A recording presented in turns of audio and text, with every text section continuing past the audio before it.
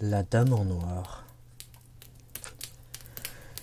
Tout a commencé quand j'avais 12 ans. Je vivais avec mes parents dans une modeste maison de campagne, entourée de quelques autres dans l'est de la France. Je suis fils unique. C'est quelque chose que j'ai toujours bien vécu. Ce jour-là, je jouais dans ma chambre à l'étage, comme à mon habitude, pendant que mes parents étaient en bas dans le salon. C'est là que je l'ai vue pour la première fois. Grande, maigre, le visage émacié et la peau grisâtre. Elle portait une longue robe noire et un chapeau ancien sur la tête. Ses yeux étaient d'un gris très pâle, presque blanc, qui m'avait figé sur place. Je me rappelle cette sensation de peur extrême qui m'avait tétanisé au point de ne pas être en mesure de crier ni d'appeler mes parents. Elle était là, à quelques mètres de moi, à l'autre bout de ma chambre. Elle ne faisait rien. Elle était juste là, plantée à côté de la porte, son horrible regard mort porté sur moi. Et cette odeur, je m'en rappelle comme si c'était hier. C'était la première fois que je la sentais, l'odeur de la mort, de la chair en décomposition. Incapable de bouger, j'étais resté là, fixant cette chose pendant plusieurs secondes, minutes ou heures. Je n'en sais rien, franchement. Elle ne disparut que lorsque ma mère a ouvert la porte pour me faire descendre à table. Elle s'était inquiétée de me voir si pâle et avait pris ma température. Bien sûr, je n'avais rien. Je venais juste de voir un fantôme pour la première fois de ma vie. La deuxième fois qu'elle m'est apparue, je fêtais mes 13 ans. Tous mes copains étaient là. C'était un anniversaire génial, comme tout anniversaire de gosse devrait l'être. Gâteaux, bonbons, ballons et cadeaux. On était tous autour de la table, devant cet énorme fraisier, quand quelque chose a attiré mon attention. Un chapeau, son chapeau. Il était posé près du canapé. Je le revois avec tellement de précision, si réel. Je me suis figé sur place. Les rires de mes amis se faisaient de plus en plus lointains, faisant place au bruit sourd des battements de mon cœur. Je le sentais taper fort, si fort qu'il semblait vouloir sortir de ma poitrine. Cet état de torpeur a pris fin quand un ami à ma droite s'est mis à agiter ses mains devant moi pour me réveiller. Le chapeau avait disparu, plus rien. Il était pourtant bien là. La fête a alors repris son cours sans aucune autre manifestation bizarre. Enfin, jusqu'au soir. Je venais de me coucher, mes parents étaient en bas devant la télé, et je repensais, tout excité à mes nombreux cadeaux. Une Game Boy, un Action Man, un skate, puis je l'ai entendu. C'était à peine perceptible au début. Un chuchotement que je croyais venir de la télé, puis la voix s'est faite de plus en plus forte. Une voix de vieille dame, douce et hésitante, qui venait de mon armoire. Joyeux anniversaire, joyeux anniversaire, joyeux anniversaire Mathieu, joyeux anniversaire. La télé bourdonnait toujours en bas, et moi, j'étais là, tétanisé dans mon lit, incapable de bouger ou d'appeler mes parents. Je ne pouvais que fixer mon armoire, priant de toutes mes forces pour que ce qui s'y trouvait disparaisse à tout jamais. Je n'ai pas dormi de la nuit, bien que rien d'autre ne se soit passé par la suite. L'année d'après s'était déroulée normalement. La vieille dame ne s'était pas manifestée. Je pensais être débarrassé d'elle, et mettais même ce qu'il m'était arrivé sur le compte de mon imagination débordante. C'est en tout cas ce dont j'essayais de me convaincre. Mais ce jour-là, au lycée, j'ai compris que j'avais tort. Je venais de terminer le cours de gym avec la classe, et filais au vestiaire récupérer mes affaires. Ne trouvant pas ma veste, je m'y suis attardé un peu plus longtemps tandis que mes amis avaient déjà rejoint la cour de récréation. Persuadé de l'avoir mise dans mon sac, je l'ai entièrement vidée à sa recherche. Elle n'y était pas. Sûrement un élève un peu farceur. J'ai remballé le tout quand un bruit a attiré mon attention. Un bruit de verrou qui provenait des toilettes. Sur le moment, j'ai pensé que l'élève en question était toujours là, à épier ma réaction. Ce n'est que quelques secondes plus tard que j'ai compris que ce n'était pas un élève. Une voix mélancolique, à peine perceptible, chantonnait un air triste. On aurait dit une comptine d'enfant, mais ça n'avait rien de joyeux. Je ne me souviens plus des paroles maintenant, mais ça parlait d'un enfant qui avait perdu sa poupée. Je n'avais jamais entendu ça. J'aurais dû courir, m'enfuir, car au fond de moi je le savais très bien ce que j'allais trouver derrière cette porte. Je me suis avancé lentement. Je n'étais plus qu'à quelques pas de la porte.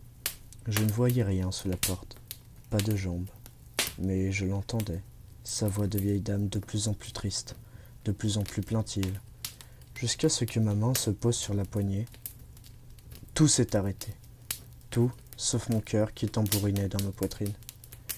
J'ai enclenché la poignée avec l'espoir de ne rien y trouver, mais elle était là, plus réelle que jamais, ses 2 yeux vitreux fixés sur moi, et son affreux chapeau vissé sur sa tête. Après quelques secondes qui m'ont paru durer une éternité, elle m'a tendu quelque chose. Au départ craintif de détourner mon regard, privé d'autre choix, j'ai fini par baisser les yeux, ma veste. Qu'est-ce qu'elle faisait avec ma veste ? Tu as perdu ça, mon chéri ? Ces mots résonnent dans ma tête chaque jour. C'était la première fois qu'elle s'adressait directement à moi, la rendant bien plus réelle qu'avant. Elle a disparu à l'instant même où j'ai saisi la veste. Le soir même, je pouvais encore sentir son odeur qui avait imprégné le tissu, cette odeur de charogne. Je peux la sentir rien qu'en y repensant. Les choses ont commencé à dégénérer le soir même. Je ne parvenais pas à trouver le sommeil. Je la revoyais tenant ma veste. Je m'étais jusqu'alors persuadé que tout ça n'était que le fruit de mon imagination. J'étais peut-être fou après tout. Mais elle avait pris ma veste. Et l'odeur, je n'avais pas été le seul à la sentir. Ma mère m'avait fait la réflexion en entrant dans ma chambre. Elle avait eu un haut-le-cœur à peine rentrée. Ne sachant pas quoi lui répondre quand elle a demandé une explication, j'avais inventé une histoire bidon au sujet d'un bizutage qui s'était passé. Mais ça confirmait le fait que je n'étais pas fou. Elle était bien réelle. Il était 2 heures du matin. Je tournais encore et encore dans mon lit cherchant le sommeil. Quand un bruit dans mon armoire a attiré mon attention. On aurait dit un grattement, comme un animal qui cherchait à s'enfuir. Bien sûr, je savais que ce n'était pas un animal. Je remontais ma couette par réflexe, en sachant très bien que c'était totalement inutile. Le grattement était de plus en plus fort, de plus en plus rapide. Il résonnait dans mes oreilles à m'en rendre fou, quand tout s'est arrêté. Plus de bruit, plus rien.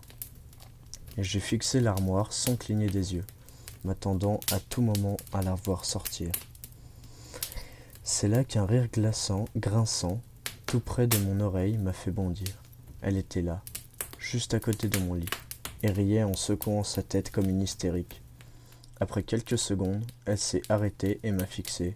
Elle ne souriait pas. Ses yeux blancs me transperçaient. Je ne sais pas si c'était le fait de la voir de nuit, mais elle avait l'air beaucoup plus menaçante, beaucoup plus hostile. Elle a plissé les yeux et prononçait des mots qui me glacèrent le sang. « Il est temps de me rejoindre, Mathieu. Mamie a besoin de toi. » Elle n'avait plus rien d'une vieille dame. Je ne voyais que le mal en elle, sans pour autant pouvoir l'expliquer. Sa peau semblait partir en lambeaux, sa bouche se tordait en un rictus abominable et ses yeux paraissaient se creuser un peu plus chaque seconde. J'espérais que mes parents l'entendent, je priais pour qu'ils débarquent et la voient, mais tout semblait figé, je n'entendais rien de l'extérieur, et je me doutais qu'ils n'entendaient rien non plus. Je me contentais de la fixer, sentant les larmes couler sur mes joues. Mes membres ne me répondaient plus. J'étais paralysé par la peur. Soudain, en un hurlement strident, elle s'est jetée sur moi, me griffant de ses doigts décharnés avant de disparaître. Je me suis écroulé sur mon lit, pleurant comme jamais. Je venais de vivre la nuit la plus traumatisante de ma vie. Le lendemain, les griffures n'avaient pas disparu. Mes bras étaient rouges et boursouflés par les lacérations. N'ayant pas d'autre choix, j'en ai parlé à mes parents. Je m'attendais à finir en hôpital psychiatrique et dans le fond, je l'espérais même un peu. Mais ma mère s'est écroulée sur le sol en pleurant. Mon père et moi la regardions, totalement démunis. Elle m'a alors expliqué que depuis ses 6 ans, son arrière-grand-mère, une vieille femme profondément méchante, s'était acharnée sur elle jusqu'à ses 12 ans, jour de son décès. À chaque visite, chaque réunion de famille, elle la tyrannisait. Elle prenait plaisir à la faire souffrir, la giflant ou lui tirant violemment les cheveux quand personne ne regardait, griffant et mordant ses bras le soir en lui disant bonne nuit. Ses parents ne l'avaient jamais cru. Peu avant son décès, sur son lit de mort, elle avait été forcée de lui dire adieu.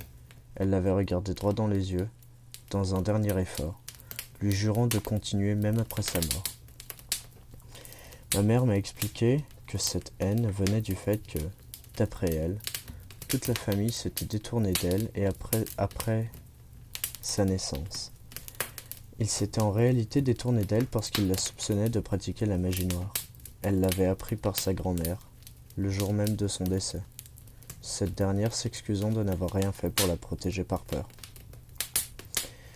Ma mère s'est excusée de ne rien avoir vu avant, et plusieurs mois ont passé sans aucun autre incident, jusqu'au 12 octobre, l'anniversaire du décès de la vieille dame.